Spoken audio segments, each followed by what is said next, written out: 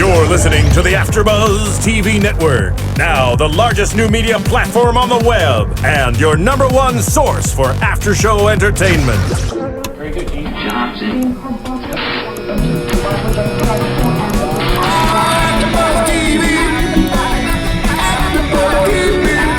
From the AFTERBUZZ Studios in Los Angeles, California, presented by Maria Menounos and streaming live thanks to Akamai Technologies, this is AFTERBUZZ TV's Once Upon a Time After Show. We'll break down tonight's episode and get you all the latest news and gossip. And now, another post-game wrap-up show for your favorite TV show. It's AFTERBUZZ TV's Once Upon a Time After Show. Hello, Oncers. We are here for another Once Upon a Time After Show right here on AFTERBuzzTV.com. I'm your host, Cathy Kelley, and joining me to break down Season 3, Episode 17, Bleeding Through, are my favorite harlots, Tiona, Hobson, and Marisa Serafini. How are you guys? Oh, great, now that I'm known as a harlot. I know. Well, I mean, I feel like I called you that, but just not on our podcast, so. But it's official now. It's official now. I'm great. Happy Easter, everyone. Yeah, Happy Easter. I'm excited to be back. We missed last week, but we had some great fill-ins to recap the Jolly Roger episode. That was already a week ago, wasn't it? That was a great episode. It was I missed really you guys. I know. I was sad I wasn't here. It was all about my hook, so. Hookers. I know. That was the perfect episode for you to just go, Be like, hooker for life. I also wanted to talk about how Hook got a hooker. Can we talk about that for a second? Because he got a hooker and then he rejected his hooker. So maybe he doesn't like hookers? Maybe he's changing his He ways. doesn't like hookers. He likes girls that play hard to get like me. No? Oh, harlot. Anyway. Anyways. Okay, so let's start breaking down tonight's episode. Well, so we just have to talk about this off the bat. Robin Hood and Regina. Oh my God. Make out sesh. Loved it. Every moment of that. Outlaw queen. Yeah. Get That was amazing. So good. So Get it, happy. girl. I love Get it. how demanding she was when she just yanked him in. He's pulled like, him I'll right in. apologize. Just pulled him right in, and then They he made out, pulled her and right back. He was like surprised, and then he's like, I want some more. I want more of this. So good. I want another kid named Roland. No. No. You knew that was gonna happen because, like, I have witnesses witnessing my reaction. I'm like, just kiss him, Regina, please, just do it. And then, like, 2 seconds later, there she goes. So awesome. You lost my heart, but you also have it. How can she have the capacity to love someone or whatever if she doesn't have her heart? I thought so I was too. thinking the same thing because I was thinking about Once Upon a Time in Wonderland and, you know, the knave not having his heart and not feeling anything at all.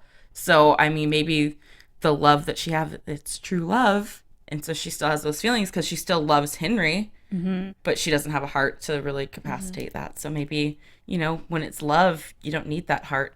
Or she just knows deep down because she's had the heart and she knew those feelings before she lost her heart. Maybe. I don't know. Hopefully it'll confusing. get explained. But let's talk first about Cora's past because we did learn a lot about this heartless wench, harlot, hussy, whatever you'd like to call her. So Cora, we get this whole flashback, learn more of her story and how she, Marisa just lost her notes. So why don't you just get done and get them? Yeah. So Cora's past, we learn about why she had to give up Zelena and how Zelena came to be in the first place. Cora is working in a bar as the bar wench, and she meets this guy who claims to be Prince Jonathan. Of course, since all she wants to do in life is move up and become more than the miller's daughter, she accepts his marriage proposal after knowing him maybe 25 seconds.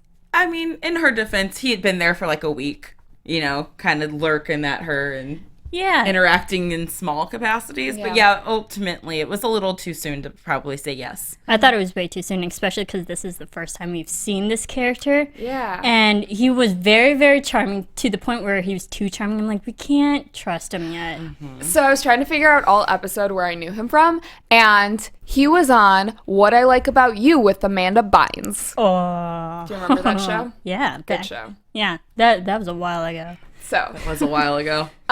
Anyways, Prince Jonathan asks Cora to marry him, and he says he will be back in 2 weeks' time with a gold ring, but gives her a straw ring instead, which was very symbolic of her future relationship. I liked that whole action when he was like, I'll be back in 2 weeks to turn the straw into gold. Yeah. Like, is he hinting at something? Is that Rumple? Like, what's going on right now? There were a lot of things being hinted at this episode. So Cora says yes, and she says, since we're basically married already, I'll keep you company tonight before you leave tomorrow. I was surprised, once we really went there, I was like, they had a lot of sensual, sexual moments tonight. I mean, they have to go there because that's how babies are made, and that is how Zelena was made. No, I think a pelican just kind of flies around and... Stork, not a pelican. Although they look the same. Same bird. Same bird, Family. So, Cora, then, after he leaves, she gets preggers, and he never comes back because he's a liar. And Cora goes off, tries to find him. She finds him 2 months later, and she says, "You lied." And he's not a prince. He's actually the gardener for the kingdom. I mean, she was kind of a stalker at that point. She's really pining for him. if someone gets you knocked up, you're entitled to stalk them a little bit. But she was like, my friends all said, that it must have been, not real, and, you were a fake. So I decided to come to the castle to find you. Like, what was she going to do? Walk up to his dad and be like, yo, what if she had ran into the actual prince first? And she was like, hey, I'm pregnant with the king's thing, right? I can't Prince's think. baby. That's the word. Yeah. I'm pregnant with the prince's baby right now, and the prince comes out and is like, I've never seen you before in my life. That would have been embarrassing. I'm just saying. But that's not how it worked out. I mean, it's not because, it's TV, so it worked out perfectly. But I still thought it was a little much for her to go stalking him. I don't think so. I mean, what would you do in modern day life if, you met this Prince Charming at a bar and, you have ye old one night stand. I don't like confrontation, so. I think that, Prince Jonathan, so-called prince, just having someone already lie to her to try to move up in the world set the tone that how she's going to behave and how she realized the ways that she has to go about to move up and get power and whatnot because it's happened to her. That's true. Yeah. But I kind of felt like it was very reminiscent of the hussies in the real world that they would sleep with some athlete or someone famous or whatever just to get pregnant so they could become famous. Or rich or whatever as well. And it's a cyclical thing. Yeah, karma.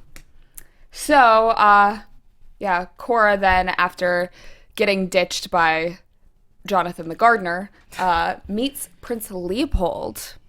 And we were kind of wondering how they knew each other. So we learn. That was perfect timing on Leopold's part. When one guy leaves, he came in immediately afterwards. Because he was a good guy. Too convenient, though. But she didn't care who he was until he said he was a prince. Yeah, she didn't even look over to see who was trying to help her until he said prince. Which, I mean, how did she know this guy was actually a prince? You just got duped once. By a prince. He's like, I just overheard this conversation with her and a gardener. This girl seems really easy to lie to. Yeah, okay. Asked to show proof or something, because don't royalty, they wear rings and stuff to show that they are royal? Yeah. Well, that could have been Prince Jonathan had a calling card or whatever that was to show that he was a prince. Oh, what did he drop? It was the seal. Oh, the crest. Yeah. The crest. Yeah. Yeah, I would have asked to see proof. It's like an old-timey business card. Like, he just has this seal. So Cora and Leopold bond very fast. She, of course, wants to be with him because he is the real prince.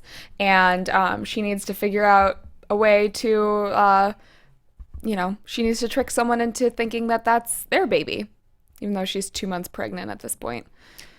And she, teaches him how to be a king of the people and teaches him how to start a fire and stuff. And it seems like they get along.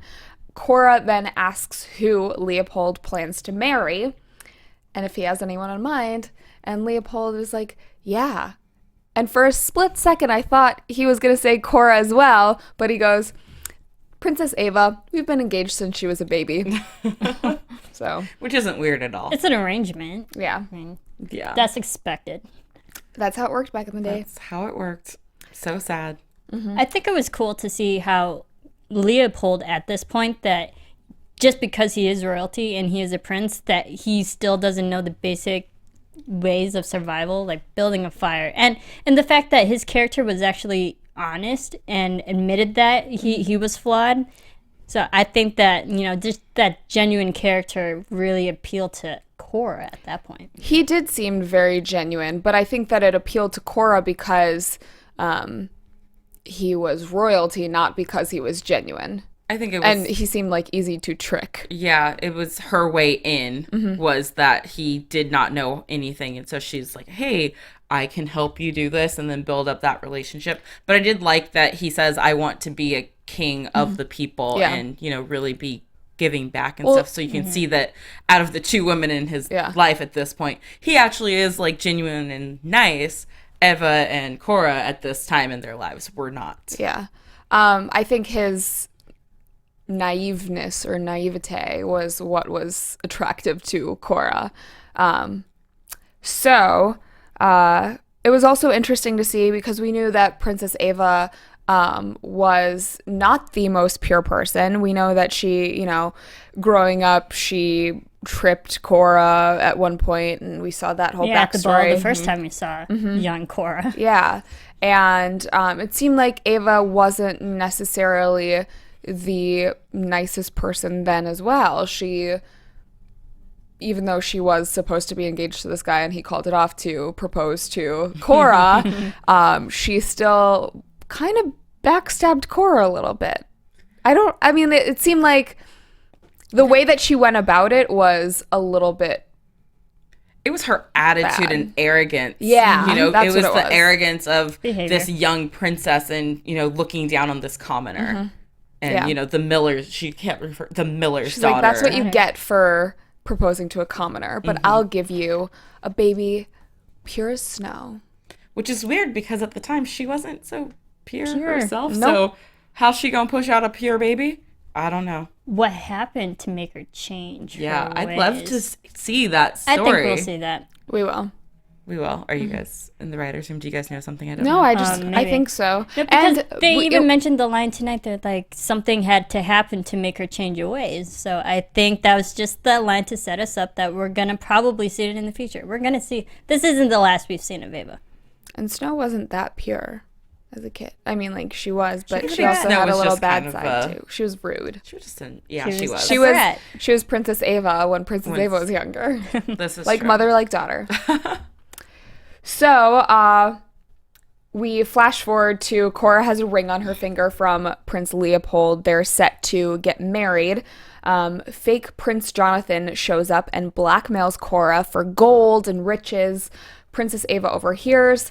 Princess Ava then tells Prince Leopold at the time, who confronts Cora and says he'll marry her if he can still trust her. But then Ava says, check her pockets, and I'm sure you'll find something in there. She had stolen some stuff from the kingdom. So Leopold calls off the engagement and has her escorted out by the guards. Yeah. Security. Security. Get over here. And then we learn that Cora had to give up baby Zelena. Well, didn't have to, but she chose to. Yes. Because she said that this was her best chance at being more than a miller's daughter. Which is sad that, she believed that and that were her feelings at the time, because this whole time I thought something substantial happened that forced her to give away. Like her dad found out and was like, no, you will not have this, what's it called when... I don't want to say that word anymore.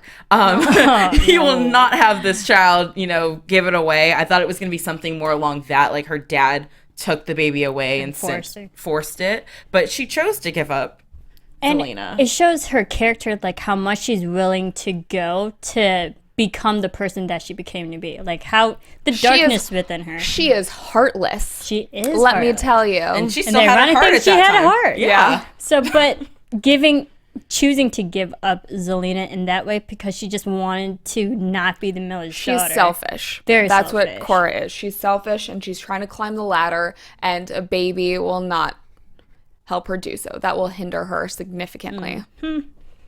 Yes. So let's talk about the baby that she gave. Yeah, sorry. I was just going to talk the green sky. Oh, yeah. Hello. Well, that was because she was... I feel like certain people's magic is certain colors, and I was just going to Oz, so. Or was it? Baby Zelena had some magic. No, I think maybe it had been like someone else was watching Zelena, kind of knew, hey, this Zelena might be powerful, I'm gonna grab her. Because Zelena at this point is just a baby. I don't think she willed herself to go to Oz. I think it might have been an outside force that went to go get her. Twister. I did think Twister was coming. And we did see it. Twister come to pick her up. Yeah, I did see that. But I didn't think about, someone watching and, like, taking her. I think there might be an outside force who might have been watching. I like that. Because right now she's only a baby. Yeah. She can't really think for herself or do things for herself. I kind of thought it was just something Cora did as she was leaving to get her, but I like your version better because that makes it more exciting. That might get into predictions territory. Yeah, that makes it way better. Way more cool. So let's talk about Zelena's plan. We learn in tonight's episode, although we kind of already knew, she wants to change the past, and she has to do so. She needed a heart, courage, and a brain, which she got from our favorite characters in Storybrooke. And she also needs the baby. So to enact this plan, she needs all of those things. She gets the heart, which we'll talk about later. She essentially just has Rumple steal it from Robin Hood, who is protecting it. How did they discover where the heart was being hidden? Did I miss that? I don't know. No. They never really... I think it was just... logic. Maybe it was Rumple's way, because he's very magical, so who knows what powers he really does have. Maybe he could sense where the heart was at. Okay, so why was I feel like they should have just had Robin Hood hide it somewhere and not be around to protect it. Like, I don't know. I just feel like it was a stupid plan on Robin Hood's part. Yeah, I feel like they should have done something similar to what Rumple did when they were in Neverland with his shadow. How he just said, ripped it apart. Take it. Or, with the shadow, take the dagger and hide it somewhere where even I don't know where it is. I feel like Regina needed to do something along those lines to really protect her heart. I just feel like it was too easy for Zelena to get the heart. Yeah. Or was it somehow she knew when, so in the beginning of the episode, Zelena came over to Regina's house and gave her some green apples because green is better. And when they were bickering, maybe somehow she knew. I don't know. That was telling. I loved the green apples, though, because we know Regina from the first season, she was red apples, and then Zelena's complete opposite. She's green. Well, not complete opposite. Well, not complete. But just to show the difference between them, even though they are witches and very strong. I just love the way that worked out. Like, from season 1, it's like, oh, all these red apples, and then you bring Zelena in, and she's all this green smoke. It's like, oh, green apples. How great is that, guys? It works out. Yeah, and I loved how they trained the audience to... At first, we believed that red is bad, but now green is bad. Yeah. Green is worse. Green is worse. Although I do like me some green apples. Granny Smith, hey. Shout out to Granny. Rumple steals Regina's heart from Robin Hood.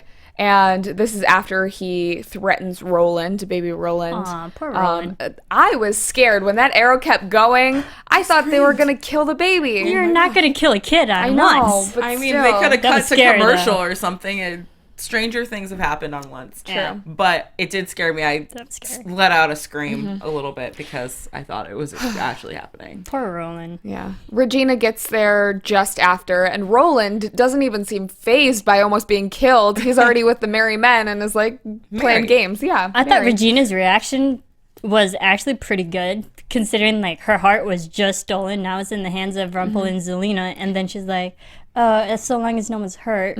Just goes to show like how much she's changed. Yes. But the bigger question was, she said, you know, he left with my heart and I'm not dead. So this means there's something even worse than death coming for all of us. Dun, dun, dun. You won't even exist anymore. Pretty much. Nope. No, that's exactly what's going to happen. So Zelena's plan seems like it is on track. She is very close to getting the baby. She already has everything else. She later sits with Rumpel at the table and they have some food and other stuff. And then she tells Rumpel this whole plan about how she can reunite him with his long-lost son. But it is because she's going to turn back time, which is the hardest magic to do. It's actually impossible, but she has figured a way out. But I guess it is possible. It is possible. Because of all the spells that Belle has looked up, that these are the ingredients that you need. So someone has obviously tried it before and maybe probably have succeeded. Yeah, no one would know. No one would know. No one would know. No one would know. But there are multiple wonder spells. if it's happened before. I still say that there's an alternate universe somewhere. Are we talking about on the show right the now? show. Oh, okay. I thought you were talking about in real life. And I was like, Cathy, that's a little off topic. No. But on the show, yeah, I would love to see the alternate Yeah. universe on the show. Yeah. But it has happened before. Yeah, it could have happened before. There are multiple spells out there. No one would know. No one would know. So, Rumpel and Zelena, after this little talk, start to get a little hot and heavy. And we realize that it is because Rumpel's just being smart and trying to get the dagger from Zelena. She catches him right as he's about to grab it from her thigh. And, yeah. But my question for this, because I was very confused. So Zelena's doing all this stuff to go back in time and get what she thinks that she deserves and the life that she wants. But is she also in love with Rumpel? There's something weird there. I think that she wants him because she could never have him because he chose someone else. But that was to train, not to date and marry. She has some daddy issues. Yeah. I was going to true. say she has things for authority and father figures that might help with her infatuation. Her fake adoptive infatuation. dad also kind of looked a little bit like Rumpel. That's very true. So. It's a father complex. So Zelena's plan is that she wants to go back, way back in time and kill Snow's mother, Princess Ava, before all this happened and change the past. I would like to know how she found out about the past with Ava. Yeah. Yeah. Because, I mean, clearly she never got to talk to Cora about it. And one of the Through things Rumpel, probably. I would assume when she made her way to the Enchanted Forest. he told her. Yeah, either that or through the powers of Oz when she kind of took over that. That could be true, too. Yeah. Maybe if we'll see another episode with the flashback of Ava, we'll get those answers. I would love to see more of Ava, like what she did all those years. How she became a good person, yeah. Yeah, between Rumpel saying, no, I'm not going to use you, and her showing up today. Maybe. I mean, I clearly. mean, Cora and Ava has had, what seems they have a lot of history together, so just these interactions, we're led to believe that there are more interactions that we just haven't seen yet. Yeah. So hopefully that'll answer things for us. So let's talk about Storybrooke now, and our favorite Storybrookeers. Yay. Regina starts off by tearing through Gold Shop to try to figure out what the heck Zelena is up to. She enlists Belle to help figure out everything. Belle is very reluctant because of, Regina having locked her in a tower and then in an insane asylum for 28 years. I mean, she's going to have some hard feelings for her. There is that. But at the same time, it's like, hey, Belle, everyone else in the city right now is on Team Regina trying to save the whole town. Obviously, so you couldn't just changed. Yeah, obviously she's changed. I know you're holding a grudge, but you could have brought that up like last month or something. Water under the troll bridge. Yeah, it's like everyone in the town has an issue with Regina. She's done something. It's like, raise your hand if you've been personally affected by Regina. It's like Regina George. Yes. It's like everyone's hands would shoot up. So you're not special, Belle. Like, I love it. Just drop it already. Is what I wanted to say. Yeah, but that's just me. I mean, Regina did plead her case. She's like, "Well, Belle, if you don't help me, then you'll probably never see your true love again. So it's in your best interest to figure out what's going on right now with Zelena." Then Regina ends up finding the two-sided candle. And it doesn't work anymore. It's just a relic. But this is something that Regina can use to channel Cora through. It's not about her death. It's about her life, is what Regina says. I thought this was an interesting use of a candle because we've seen the candle do a lot of different things now. But like all the different meanings that this candle... There's several candles now in this show. But the enchanted candle has more than one purpose. Yeah. So was this not the same candle that Snow had to use on... Yeah, it is. Yeah. Okay. So why is it that Snow used it on Ava, on her mother, and then she used it on... Right? No, she didn't end up using it on her mother. Okay. That's fine. She was going to. Yeah, she was going to because Cora gave it to her to use. Okay. Got it. Thinking, okay, there it is, because Cora wanted Ava dead. Cut her. That's right. So, it's a very weird, twisted story. This is where the episode got really dark, scary and dark for me. They had a seance at Regina's house for the ghost of Cora. Emma, Hook, Charming Snow White, and Regina are all there. The Fab Five. Fab Five, yeah. One big happy family. Yeah, the Fab Five of Just doing a Storybrooke. seance. Where is Henry? Yeah, With Granny. Hook. No, Hook's there. Oh yeah. So He, is he must there. be with Granny and her crossbow today. Okay. So the Fab Five are all at Regina's place to do a little seance, and they summon Cora with poison tea, and she's like, "Don't drink that tea; it'll kill you." I prefer Earl Grey. Yeah, poison tea and the murder weapon, and to talk to a dead person. Apparently, people don't do it that often because you need the murder weapon and the murderer in the same place. So, just so happens that Snow White killed Cora, and like how she had to be labeled murderer. Murderer. I mean, it's true, but it's still Snow White and murderer don't seem to fit in the same sentence together. unless it's an Snow White is oxymoron. not a murderer. Yes, unless there's some extra words. But in if there. you think about it, like Disney, because the Disney franchise, they use murder a lot. The term murder. I mean, think of Lion King. Murder. Yeah. Over and over again. So maybe it is fitting for this show. Yeah, She did kill her. she did kill her. So, they do this seance. The ceiling opens up, and there's this blue black hole tornado thing that's going on the ceiling. Hook then bumps the table, and the portal closes, which wasn't really what happened. But Cora, they think, wants to keep her secrets hidden. It's not so true. Regina and Regina and Snow end up hearing some squeaking in the room. I didn't understand why the door magically disappeared, too. That was the part that scared the crap And out they of me. didn't really answer that either. Yeah. I'm assuming it had to do with the Cora ghost that ended up coming in. Yeah. Yeah. Because they also didn't show us it reopening when everyone else just came back. Yeah, just came back. But it was creepy because I was thinking that it was something Zelena did. Exactly. And to keep them all contained in that house. I was like, oh no, like if it's just Regina and Snow in there, like what's gonna happen? Is she gonna go into labor? And that's what confused me, because when we saw the door vanish with all of them, I'm like, maybe that's not Regina. Maybe that's Zelena trying to get Snow and her baby, because earlier in the episode she says the baby could come anytime. And I'm like, this is the perfect opportunity to isolate Snow White and get her baby. Yeah, in a way.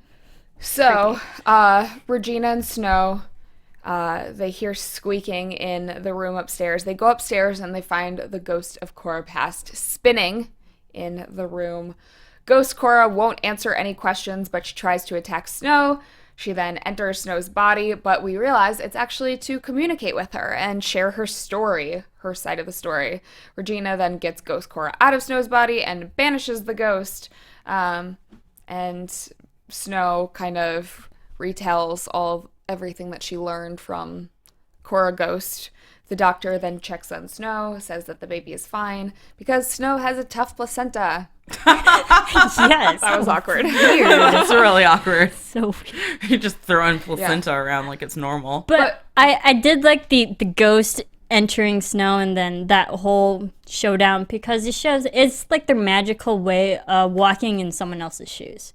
And that moment really helped Snow understand Regina more and realize that their history are more intertwined and more complicated than it really And I love that Cora picked Snow. I don't know if she had the choice between the two of them who to communicate this with, but by choosing Snow, it actually ends up bringing Regina and Snow closer together, because if Regina had seen everything, Snow might not have believed what Regina came back and said about her mom. And then that would have been a whole nother fight. So it's kind of Cora helping them work together. Why did Cora want to help them?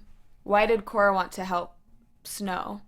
I think or was because it that she cared about Regina, so she wanted to help? I think it's Regina that she's trying to help and save, and she knows that. But doesn't she still care about Zelena?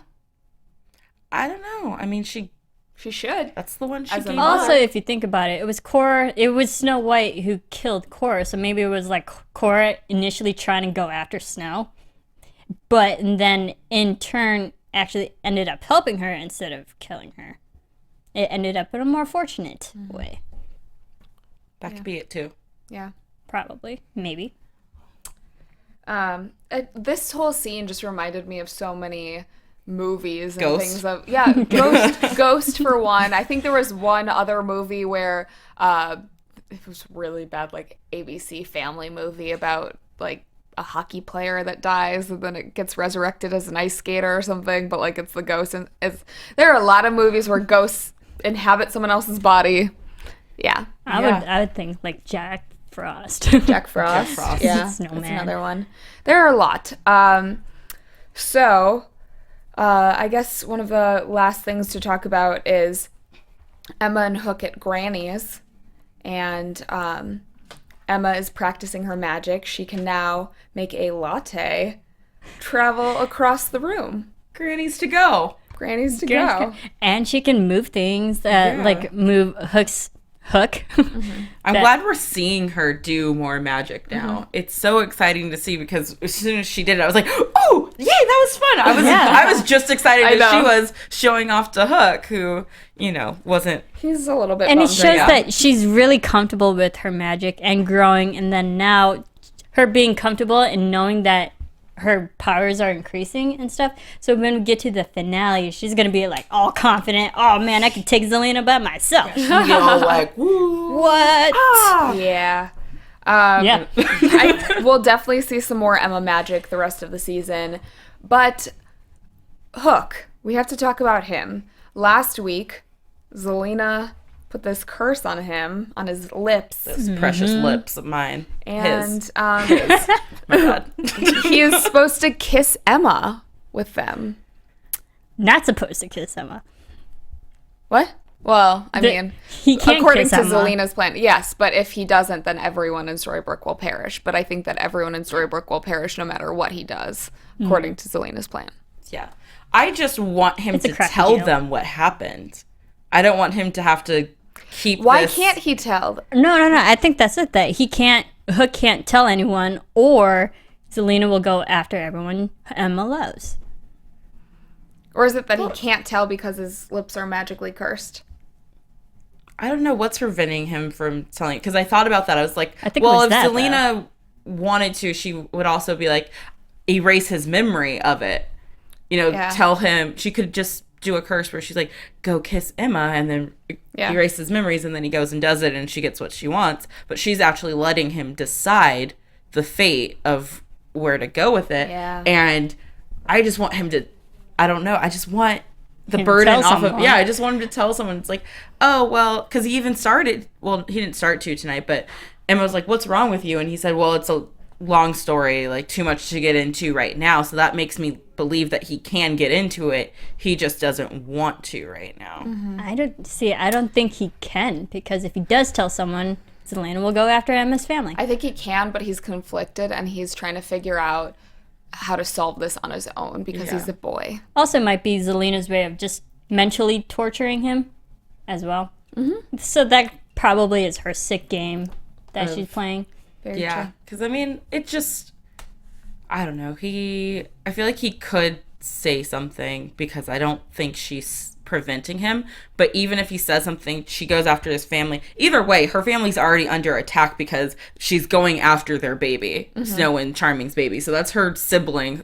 So her family's already under attack. So I don't feel like he needs to make an announcement to the whole street.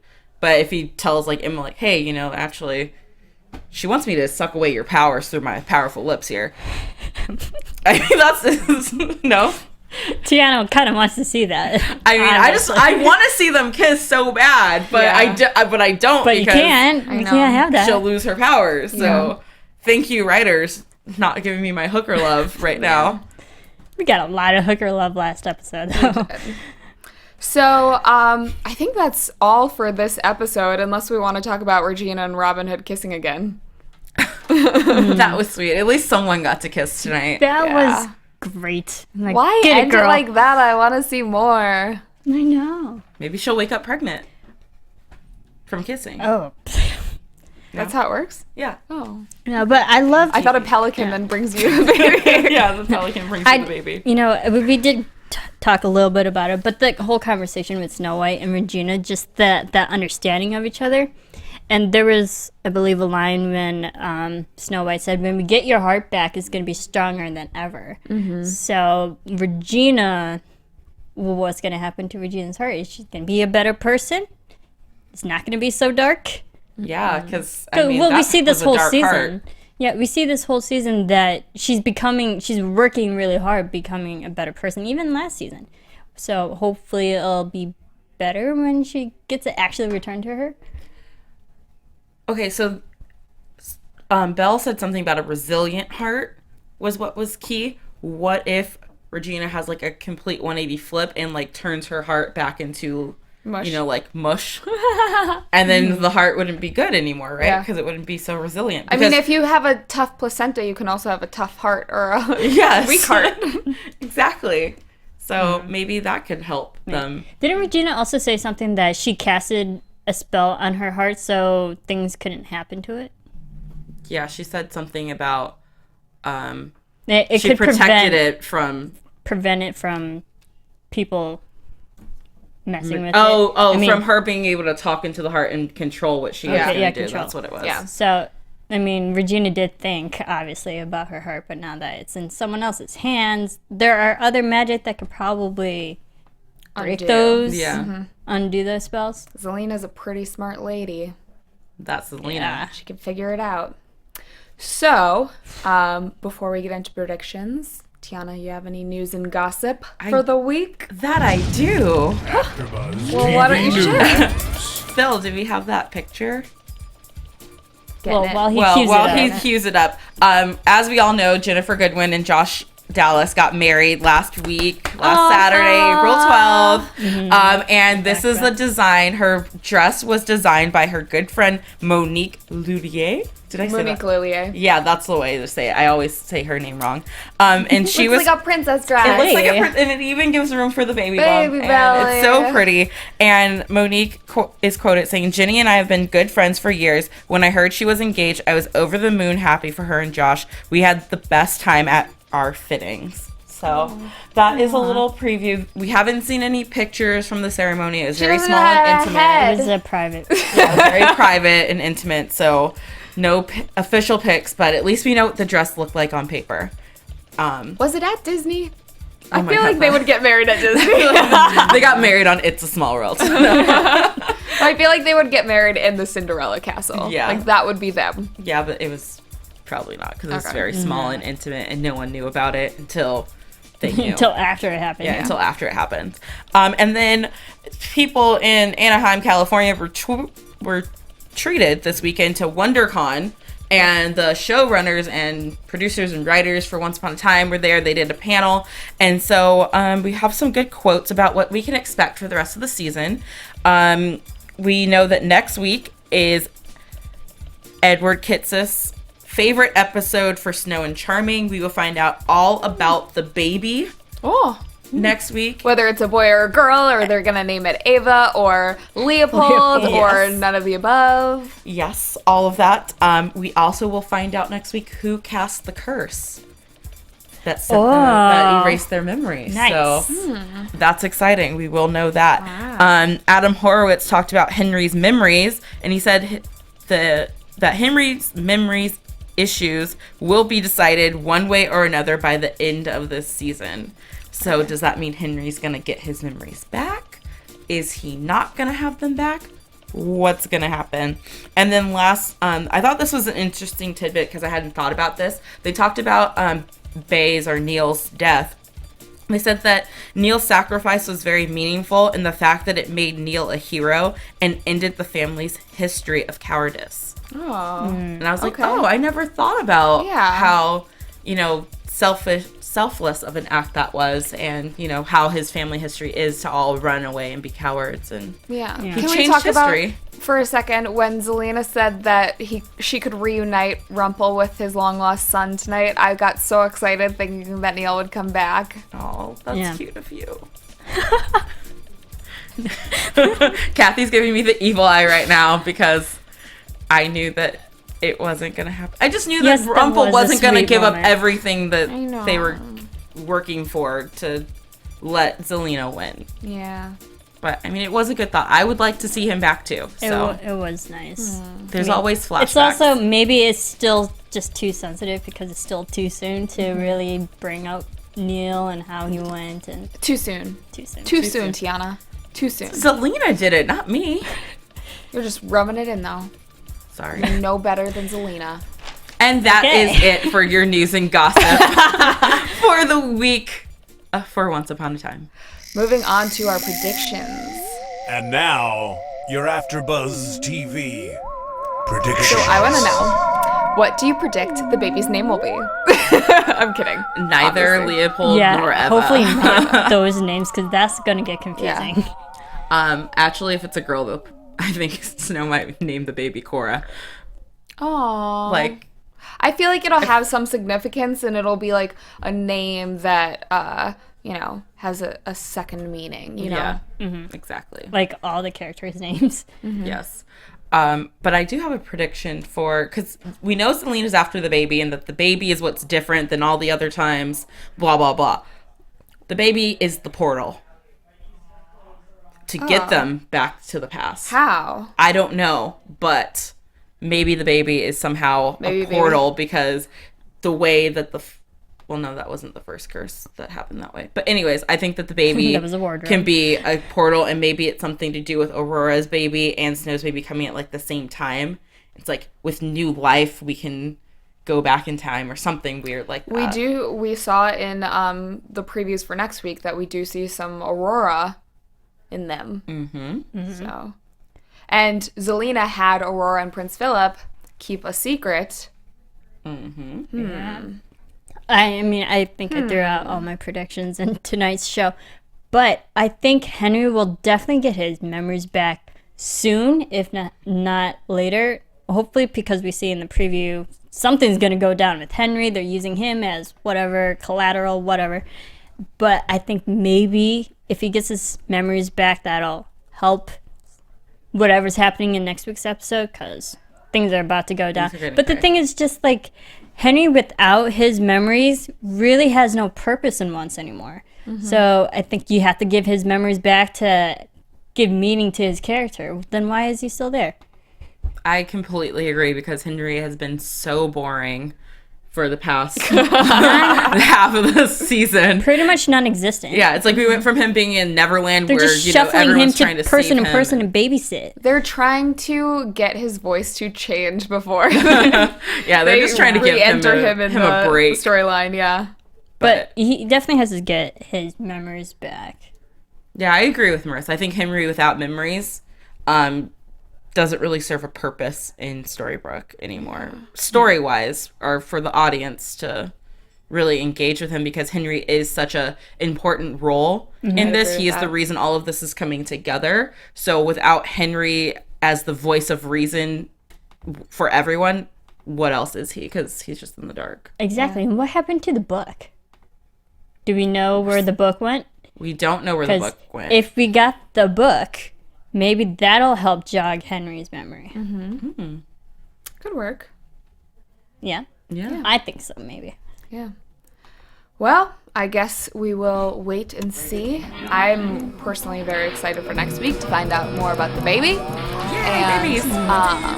Until next week, please keep the conversation going on our YouTube. We love hearing all of your comments every single week. If you watch us on YouTube, then also please take 2 seconds, go over to iTunes and subscribe to our podcast there. You can also find AfterBuzz TV's other after shows. We do about 60 shows a week. All of them are awesome. Rate and comment, and 5 stars if you like us, and 5 stars if you don't. And then also keep the conversation going on Twitter. Where can they find you guys? You can find me on Twitter and on Instagram at the Tiona Hobson. And you can follow me on Twitter and on Instagram at Serafini TV. You can follow me on Twitter at Cathy Kelley. You can follow all of us here on Twitter at AfterBuzz TV. So until next week, thank you so much for tuning in, and we will see you then. From executive producers Maria Menounos, Kevin Undergaro, Phil Svitek, and the entire AfterBuzz TV staff, we would like to thank you for listening to the AfterBuzz TV network. To watch or listen to other after shows and post comments or questions, be sure to visit AfterBuzzTV.com. I'm Sir Richard Wentworth, and this has been a presentation of AfterBuzz TV. Buzz you later. The views expressed herein are those of the hosts only and do not necessarily reflect the views of AfterBuzz TV or its owners or principals.